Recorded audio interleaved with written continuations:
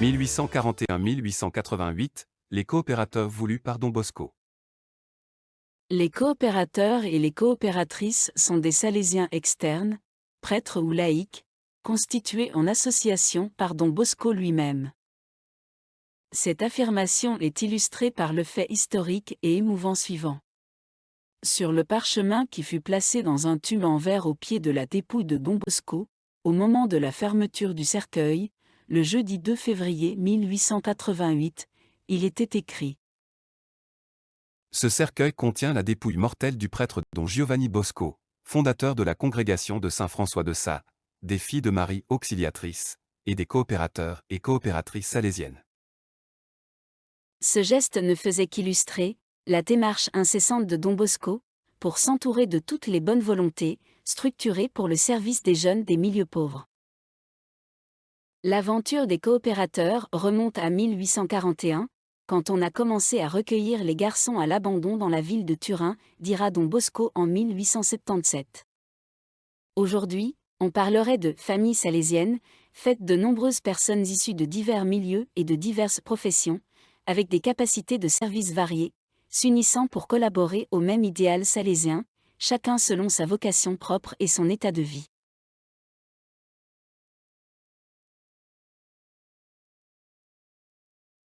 De 1859 à 1874, les historiens notent les efforts de Don Bosco pour ne faire qu'une seule congrégation, comprenant ses religieux vivant en communauté, et ses collaborateurs externes, les coopérateurs. Mais les temps ne sont pas mûrs, les esprits ne sont pas préparés, et la curie veille sur la nécessaire distinction des états de vie. C'est en 1876 que paraît la première règle pour les coopérateurs, écrite par Don Bosco, proposant un chemin de sainteté, dans la vie active, en faveur de la jeunesse en danger.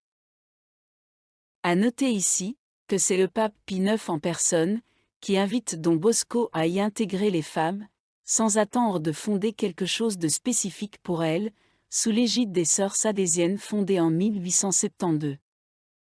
Jusqu'à sa mort, Don Bosco veillera lui-même sur la vie de l'association des coopérateurs, en essayant de convaincre ces religieux de leur importance. Vous verrez que notre pieuse société trouvera là son soutien.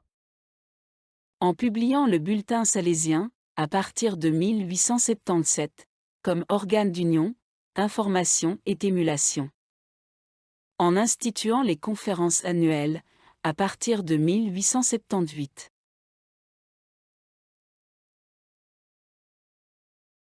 Vers la fin de sa vie, Don Bosco apercevra ce que représentent les coopérateurs pour l'avenir de l'Église.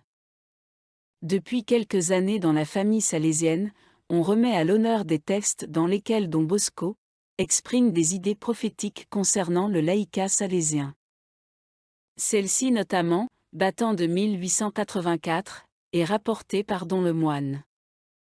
Le vrai but direct des coopérateurs n'est pas d'aider les Salésiens, mais de fournir une aide à l'Église, aux évêques, aux curés, sous la haute direction des Salésiens pour des œuvres telles que le catéchisme, l'éducation des enfants pauvres, et choses semblables. Nous ne devons pas être jaloux de nos coopérateurs, car ils sont choses du diocèse.